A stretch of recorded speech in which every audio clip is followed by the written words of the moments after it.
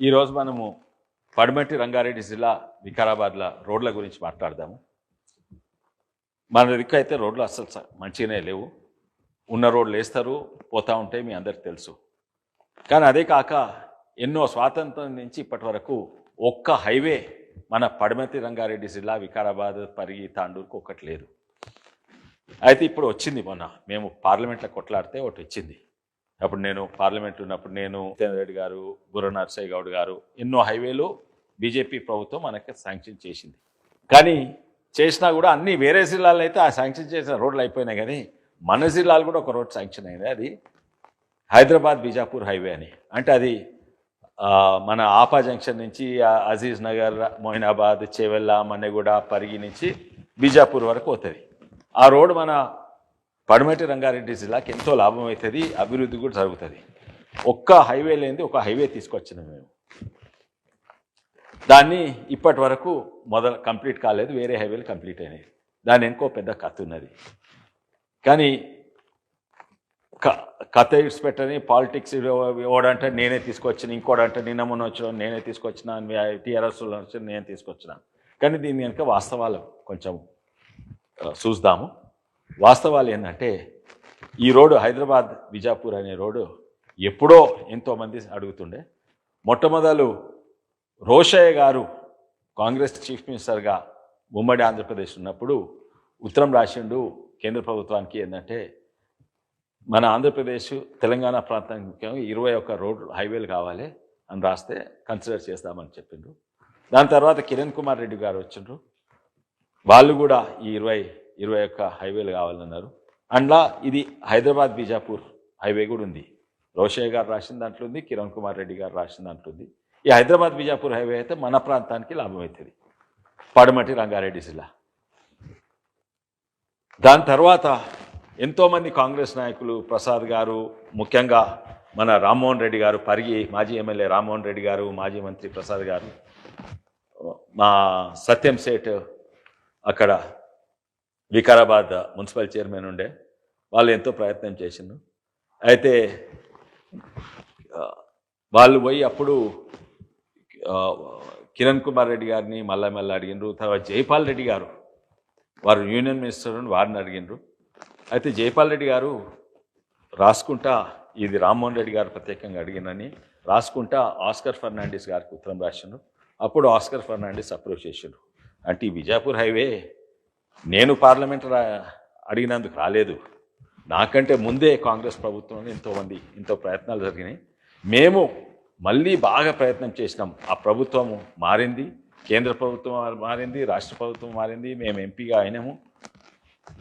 కానీ ఈ బీజాపూర్ హైవే అసలు నిజంగా శాంక్షన్ అయింది 2017లో. మేము ఎంపీలు ఉన్నప్పుడు ఏపీ జితేందర్ రెడ్డి గారు, బుర్ర నరసయ్య గౌడ్ గారు, కొత్త ప్రభాకర్ రెడ్డి గారు, బీవీ పటేల్, నేను, అప్పుడు శాంక్షన్ అయింది. అప్పుడు క్లియర్ అయినట్టు మేము ఉన్నప్పుడే 2017లో శాంక్షన్ చేసినాక పని కావాలి కదా. వేరే జిల్లాల హైవేలు అయినాయి కానీ ఈ జిల్లాలో హైవే కాలేదు. ఎందుకు కాలేదని కొన్ని కారణాలు చూద్దాం. ముఖ్యంగా ఏంటంటే నేషనల్ హైవేస్ వాళ్ళే కాంట్రాక్ట్ ఇస్తారు. ఏదైతే 4 లేన్ హైవేస్ పెద్దగా ఉన్నాయో వాళ్ళ స్టాండర్డ్స్ ప్రకారంగా మంచి క్వాలిటీ చేస్తారు, నున్నగా లెవెల్గా చేస్తారు, వాళ్ళ స్టాండర్డ్స్ ఎవరే ఉంటాయి. కానీ ఈ శాంక్షన్ హైవే ఇక్కడి నుంచి మొయినాబాద్, మన్నెగూడ వరకు, చేవెళ్ళ, మన్నెగూడ వరకు 4 లేన్ హైవే. అంటే దేశంలో ఎట్లయితే హైవేలు ఉంటాయో ఆ స్టాండర్డ్. కానీ మన్నెగూడ నుంచి ఇది అంత ట్రాఫిక్ తక్కువ ఉంటుంది. ఎందుకంటే మన్నెగూడ వరకు బిజాపూర్ ట్రాఫికే కాదు, వికారాబాద్, తాండూరు ఆ ట్రాఫిక్ కూడా ఇట్లా ఏమవుతుంది. అయితే అక్కడ వరకు 4 లేన్ హైవే. దాని తర్వాత 3 లేన్ల హైవే. 3 లేన్ల హైవే ఏమో స్టేట్ గవర్నమెంట్కే కేంద్ర ప్రభుత్వం పైసలు ఇచ్చి మీరు కట్టుకోండి అని చెప్పిండ్రు. మీరే కాంట్రాక్ట్లు ఇచ్చుకోండి. అయితే కేంద్ర ప్రభుత్వం పైసలు తీసుకొని మన రాష్ట్ర ప్రభుత్వం కాంట్రాక్ట్లు ఇచ్చేసి దెబ్బ చేసేసింది. ఇప్పుడు దాదాపు 90% అది అయిపోయినట్టే. కానీ ఇదెందుకు చేయలేదు? ఇదే కోసం కదా. ఏది మన Aziz Nagar, Appa junction to Chevella to Manneguda, అదెందుకు చేయలేదు? అదే కోసం కదా. దానికి కారణాలు ఒకటేమో మనం గమనించాలి. ఏంటంటే కేంద్ర ప్రభుత్వం ఓన్లీ పైసలు ఇస్తా కట్టేయమని, ల్యాండ్ అక్విజిషన్, దానికి అవసరం ఉన్న భూమి అక్విజిషన్, అది బాధ్యత ఎవరిదంటే రాష్ట్ర ప్రభుత్వంది. ఇప్పటి వరకు రాష్ట్ర ప్రభుత్వం ఆ ల్యాండ్ కూడా అక్వైర్ చేయలేదు. ఈ అలైన్మెంట్స్ కూడా చక్కగా సర్వేలు చేసి చేయలేదు.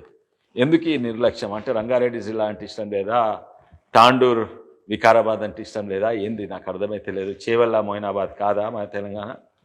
అన్ని అంతటి చేసుకుని కానీ ఈ మాత్రం చేయలేదు. ఎందుకు? పైసలు ఎట్లయినా కేంద్ర ప్రభుత్వం ఇస్తున్నది. ఇప్పటి వరకు ఆ హైవే మొదలు కూడా కాలేదు. ఇక్కడ ఆపా జంక్షన్, అజీజ్ నగర్, మొయినాబాద్, చేవెళ్ళ, మన్నెగూడ నుంచి హైవే స్టార్టే కాలేదు. ఈ నిర్లక్ష్యం ఎందుకు? దీనికి కారణాలు ఎన్నో ఉన్నాయి, అది తర్వాత మాట్లాడతాం. కానీ ఈ రోడ్డు గురించి కొంచెం వివరంగా మాట్లాడదాము, అర్థం చేసుకుందాము. ఇది హైదరాబాద్ చేవెళ్ళ వికారాబాద్ రోడ్. ఇది వెనకట నిజాం కట్టింది, దాన్నే వెడల్పు చేసుకుంటా వస్తుంది. ఇది రిచ్ లైన్ రోడ్, వంకర్ తింకర్ ఉంటుంది. దాన్ని ఇప్పుడు హైవే చేసి తెలుసుకున్నారు. ఇగో రోడ్ పెద్ద అయింది, ఇంకా ఎక్కువ అవుతుంది. ఇట్లా ఎన్నో యాక్సిడెంట్లు అవుతాయి. ఇది చూడు, రైట్ టర్న్, మళ్ళీ లెఫ్ట్ టర్న్, మళ్ళీ లెఫ్ట్ టర్న్. ఈ కర్వ్స్ అనే హైవే మీద కర్వ్స్ అయితే ఇవాళ రేపు కార్లు మొట్లైపు చాలా స్పీడ్గా అవుతున్నాయి. ఎవ్రీ ఇయర్ 100-200 మెంబర్స్ చచ్చిపోతుంది దీని మీద. హైవే అంటే స్ట్రైట్గా ఉండాలి, కానీ ఇది వెనకట రిచ్ లైన్ రోడ్. మళ్ళీ రైట్ టర్న్ పోతున్నది చూడండి. దీని పంట అన్ని మర్రి చెట్లు ఉండేది, ఇప్పుడు అన్ని కొట్టేసినట్టున్నది. ఇంకా దీన్ని వెడల్పు చేస్తే ఉన్నాయి కూడా పోతాయి ఒక మర్రి చెట్లు. రైట్ టర్న్ ఇక వెడల్పు చేసిండ్రు.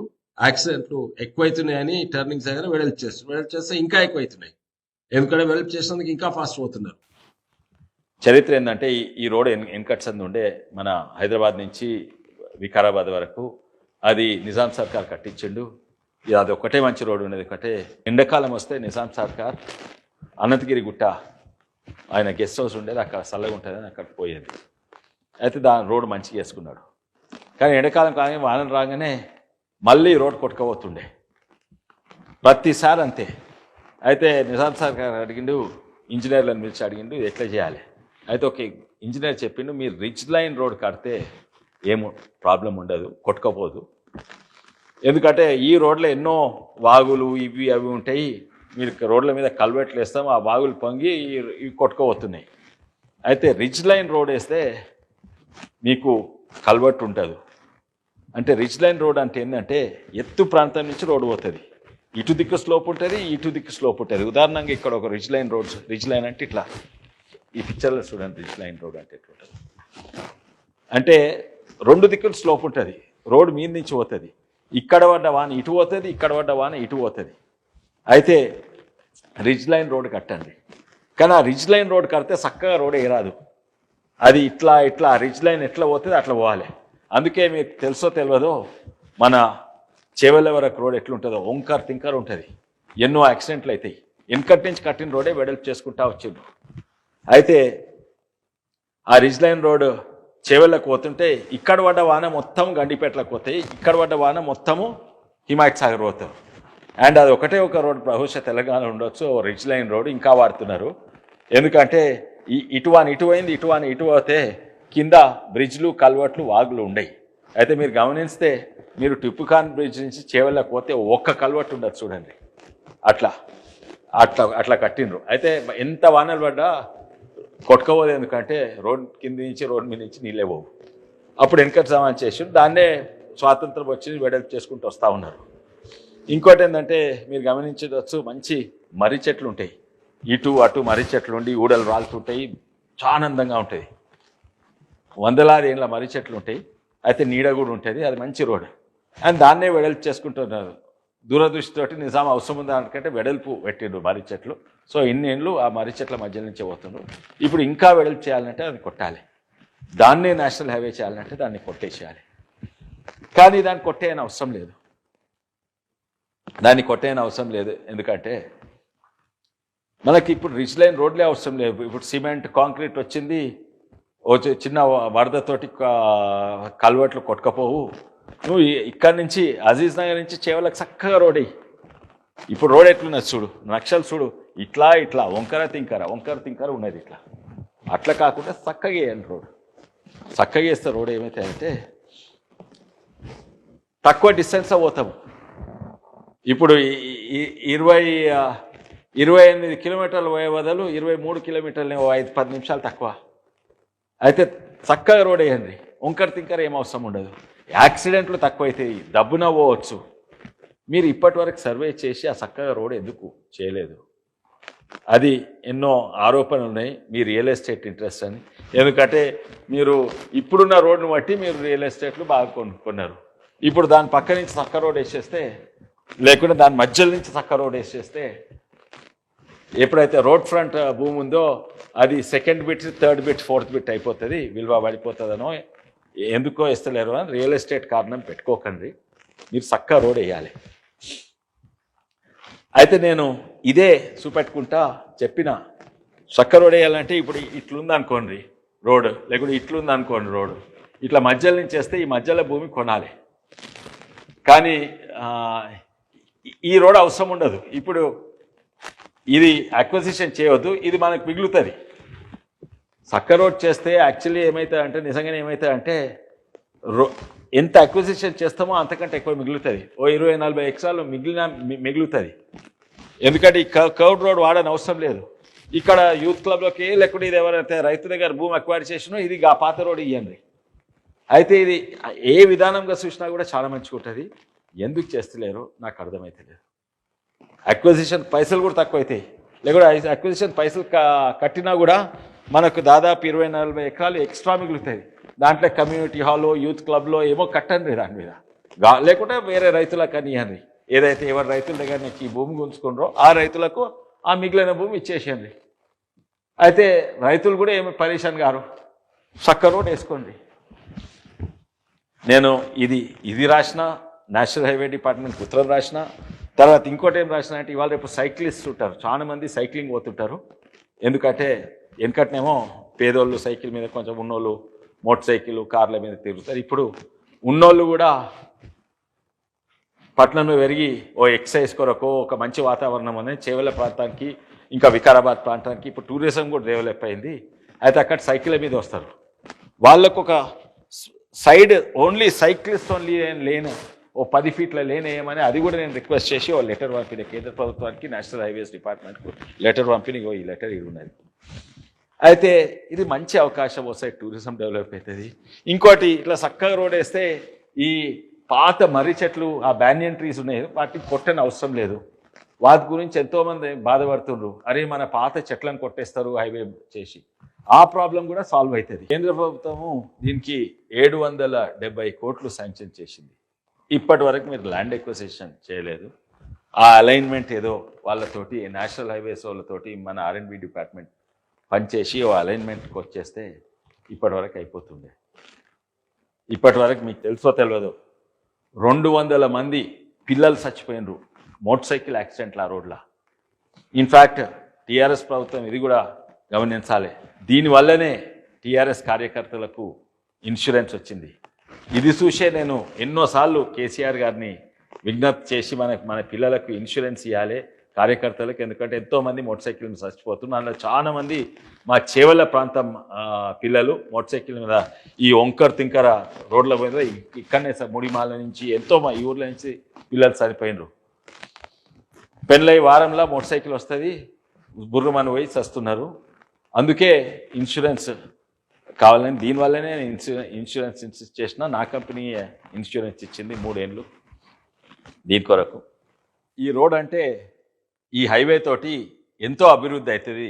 అభివృద్ధి అంటే రియల్ ఎస్టేట్ ధరలు కాదు, అభివృద్ధి అంటే ఉద్యోగాలు సృష్టిస్తారు, అభివృద్ధి అంటే బిజినెస్లకు మంచిగా అవుతుంది.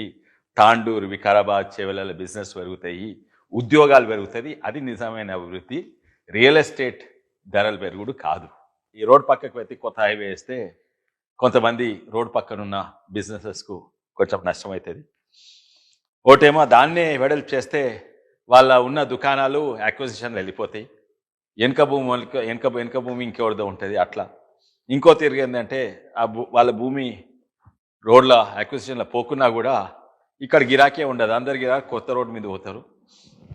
అందుకే ఇవి కాకుండా కూడా వాళ్ళకు కూడా నష్టం కాకుండా డిజైన్ చేయవచ్చు. ఆ కొత్త రోడ్ల మీద కొంచెం భూమి వాళ్ళకి ఇస్తే వాళ్ళకు కమర్షియల్గా అమ్ముకుంటే ఇది ఎక్స్చేంజ్ చేస్తే అది కూడా మంచిగా ఉంటుంది. అనుకుంటే ఎన్నో చేయవచ్చు, ఎవ్వరికి నష్టం కాకుండా. అంటే రైతులకు, ఉద్యోగాల కొరకు, చిన్న బిజినెస్ వాళ్ళ కొరకు, డెవలప్మెంట్ కొరకు, అభివృద్ధి కొరకు అన్నీ అడ్డుకోకుండా మనం ఈ మంచిగా చక్కటి రోడ్ వేసుకుంటే చాలా మంచిగా ఉంటుంది. వంకర్ తింకర్ రోడ్ బాగా. ఇంకా మీరు రియల్ ఎస్టేట్ దృష్టిలో పెట్టుకుంటే ఇది ఎట్లయినా జీవో అగ్వాల భూమి దొరుకుతుంది, ఇంకా అగ్వాల కొన్నాము, డెవలప్మెంట్ చేయొద్దు, అంత కొన్నాక చేద్దామంటే అది తప్పు. మాకు నష్టమవుతుంది, మా పొట్ట కొట్టినట్టయితుంది. అందుకే అవన్నీ మర్చిపోండి, రియల్ ఎస్టేట్ గురించి మర్చిపోయి మీరు ఫస్ట్ ఈ చేవల్ల వికారాబాద్ తాండూర్ పరిగి అభివృద్ధి అవుతుందుకు ఇది ఇమీడియట్లీ మొదలుపెట్టాలి.